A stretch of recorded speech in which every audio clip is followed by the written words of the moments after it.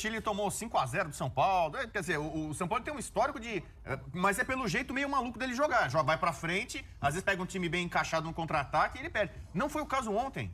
Ontem, não é assim, o time do São Paulo ele tomou uma goleada porque foi tudo que nem... Mas essa passividade que ele tá falando. Os caras têm a pausa FIFA, vinham em ascensão.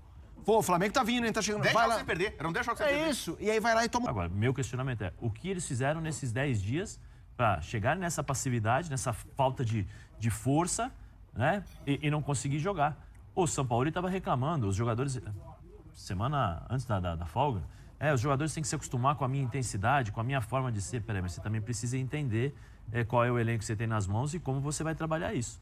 Não adianta também, num período de 10 dias, você carregar muito a questão física, intensidade, pressionar bastante esses jogadores, porque na hora que você precisa tirar isso que você treinou, você não consegue, porque os caras entregaram tudo nos treinamentos. Eu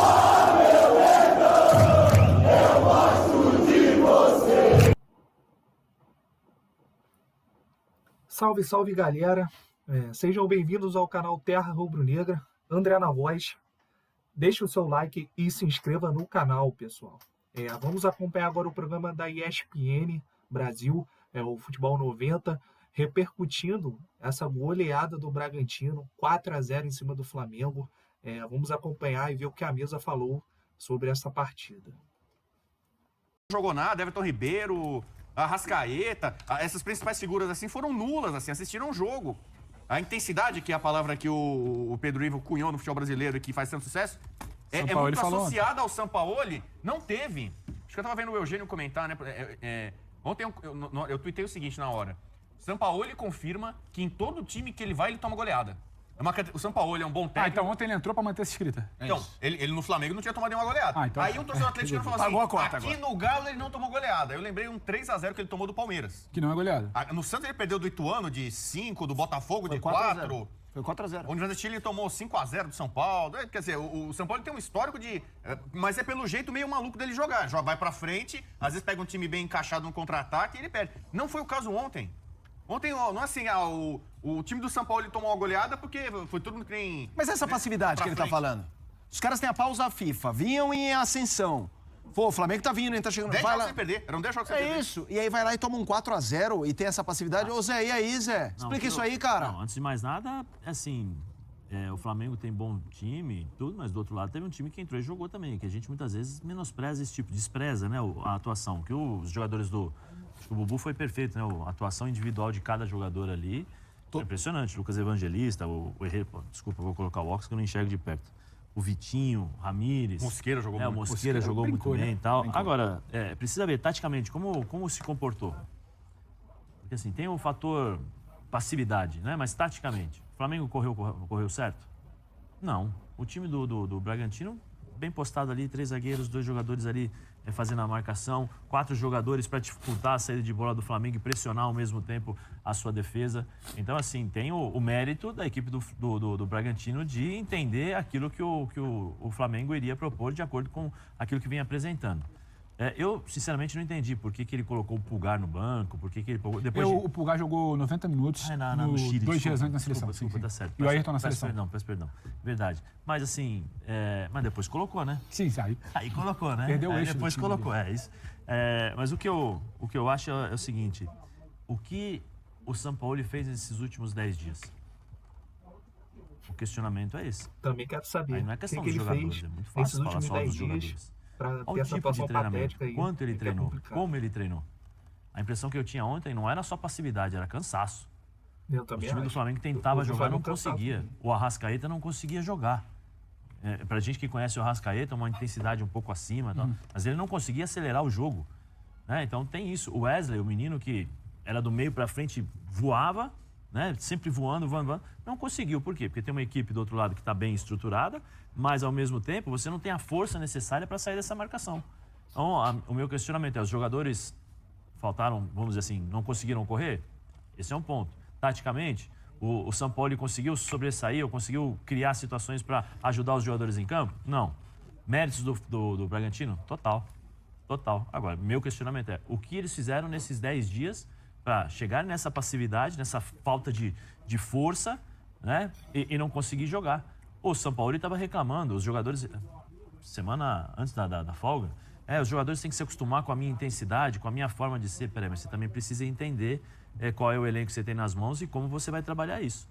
Não adianta também, num período de 10 dias, você carregar muito a questão física, intensidade, pressionar bastante esses jogadores, porque na hora que você precisa tirar isso que você treinou, você não consegue, porque os caras entregaram tudo nos treinamentos.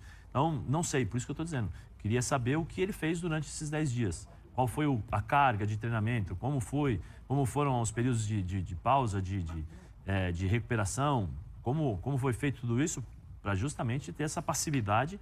Eu não acho nem passividade, eu acho que cansaço dessa equipe do Flamengo. O Flamengo ontem estava cansado. Além de, de novo aqui, taticamente, não conseguir se encontrar em campo.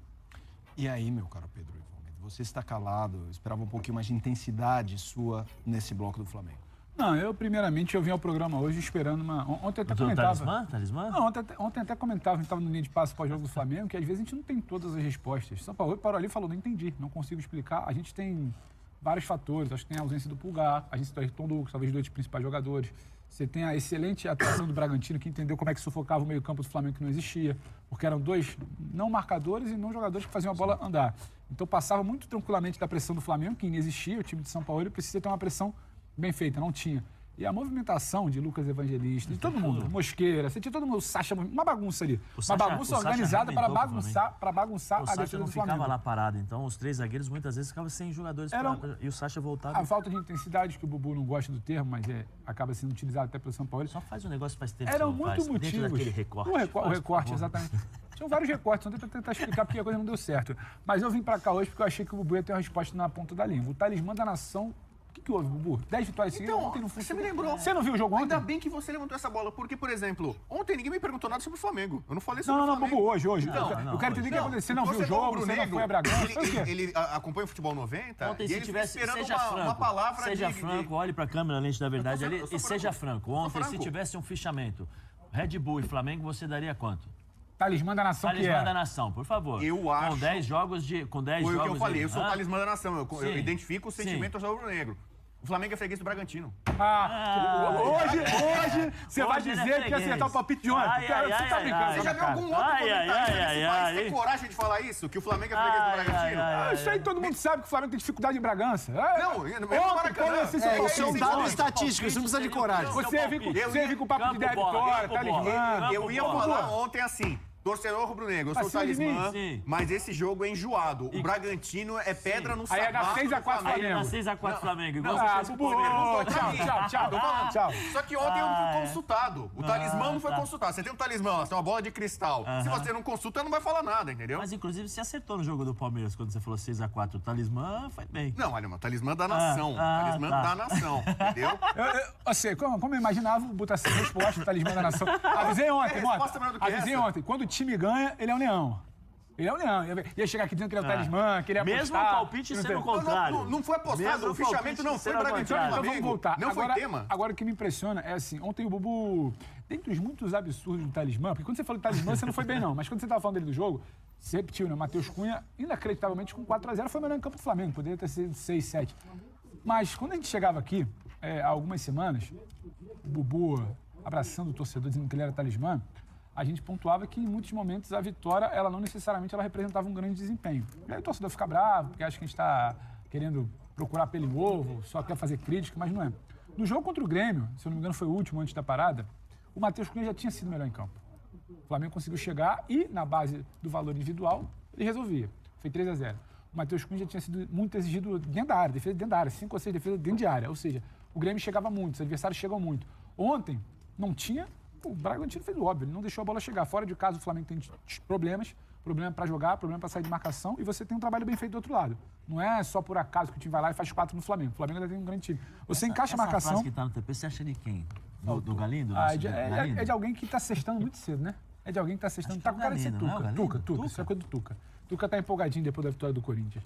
E aí, o Felipe, você vai dentro de casa, você tira a bola do Flamengo, você tem Arrascaeta e Everton Ribeiro. A bola não chega neles, você pressiona, a bola não chega neles. Você tem o Flamengo sem o Pulgar, que é o único cara de sustentação que ajuda na saída de bola. Consegue girar para distribuir, você não tem. Você tem o Maia com problema por ali. Você tem o Gerson muito mal porque a bola não chega. Então você começa a tirar esses espaços. Você ganha o meio campo do Flamengo e do meio para frente você começa a movimentar muito. A defesa do Flamengo tem problema com esse tipo de movimentação. Se já não tinha o Ayrton Lucas por ali também, Então, o Bragantino foi muito bem sem a bola, não deixava o Flamengo jogar, a bola não chegava nos articuladores de meio campo do Flamengo. E com a bola, melhor ainda, e aí tem qualidade, porque você não faz 4 gols no Flamengo por acaso. Sim. E aí tem desatenção, tem muita desatenção. Combina com a desatenção do Flamengo. Você pode ganhar de 1, de 2, você ganha de 4. O Bragantino não colocou o pé no freio, acelerou embaixo até o final. E um Flamengo muito passivo. O primeiro gol você já via isso, a bola na trave, o rebote é sempre de quem está mais atento, é no caso do Bragantino, e faz 2. O Flamengo não esboça reação, o Bragantino faz 3, faz 4. O Bragantino dominou todas as fases do jogo, como prefere o Zé falar, todos os recortes do jogo foram do Bragantino. Início, final do primeiro tempo, volta do intervalo, meio para o final do segundo tempo. O Bragantino dominou todas as fases do jogo, o Bragantino ganhou todos os duelos importantes, o Bragantino teve muito mais apetite, teve muito mais organização sem a bola e com a bola, e o Flamengo que assistia quase que de joelho. O Bubu falou, eu tô pensando aqui, o Botafogo já teve grandes momentos. Não, o Botafogo já teve grandes momentos. Tá aí, pessoal, o vídeo da ESPN 90 sobre o jogo do Flamengo contra o Bragantino. Parabéns aos envolvidos. Flamengo sendo ridicularizado no programa. O pessoal falando que poderia ter sido 5, 6, 7-0 para o Bragantino. O Flamengo fez uma atuação ridícula, sem intensidade, parecia um time cansado, como o Zé Elias falou. A gente tem que dar razão ao Rodrigo Bueno, que poderia ter sido 5, 6, 7, foi um chocolate do Bragantino. A que ponto se chegou? Ele falou que o Flamengo é freguês do Bragantino, olha isso. Espero que os jogadores assistam os programas depois do jogo, para ele ver o tamanho da vergonha que foi. Espero que todo mundo ali esteja ciente do que aconteceu, o tamanho do papelão que o Flamengo fez ontem, perdendo o jogo de 4-0, fora os ameaços. O outro comentarista da ESPN falou muito bem, o Matheus Cunha foi o melhor do Flamengo em campo, se não fosse ele, teria sido muito mais, teria sido 5, 6, 7. O Flamengo não mostrou nenhum poder de reação, um time bagunçado, com jogadores fora de posição, Gerson fora de posição, Léo Pereira fora de posição, desfalque de Ayrton Lucas, desfalque do Eric Pulgar, que são os 2 jogadores pilares da equipe nesse momento da temporada. Então o Flamengo totalmente bagunçado, o Bragantino fez o que quis, Mosqueira jogou muito, o Sacha voltando para ajudar ali na armação da jogada, Lucas Evangelista passeando no meio campo do Flamengo, impressionante a passividade na marcação. Pedro parece um boneco do posto, só sabe balançar os braços, pediu para o time avançar, mas ele não faz marcação-pressão, não se doa, não se entrega, por isso é banco de reservas, aí faz biquinho. Então é um jogador que o Flamengo tem que pensar seriamente em negociar se for manter o Jorge Sampaoli como treinador, porque o Pedro e o Sampaoli não se encaixam. Na minha opinião, o jogo do Pedro não encaixa com o jogo do Sampaoli.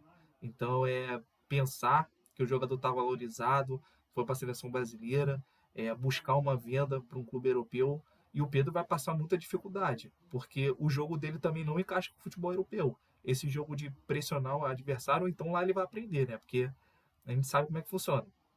O jogador aqui no Brasil faz biquinho, não escuta o treinador, mas lá na Europa todo mundo vira anjo, todo mundo escuta o treinador, todo mundo faz o que o treinador manda, porque lá o que manda é o dinheiro, o cara tá ganhando em euro e não quer perder essa bocada. Então, na Europa, ele acaba se adaptando ao futebol da realidade daquele país que ele for jogar, que é um futebol de intensidade, onde todo mundo marca, muitos jogadores atacam, então ele acaba que tem que se doar ali no ataque para a marcação ser encaixada, para a bola chegar mastigada ali para os volantes, para os zagueiros. Ele vai ter que se adaptar e muito. Não à toa, o Pedro bateu na Fiorentina e voltou para o futebol brasileiro e não deixou saudade nenhuma por lá. Deixa o like, pessoal, e se inscreva no canal. Saudações rubro-negras.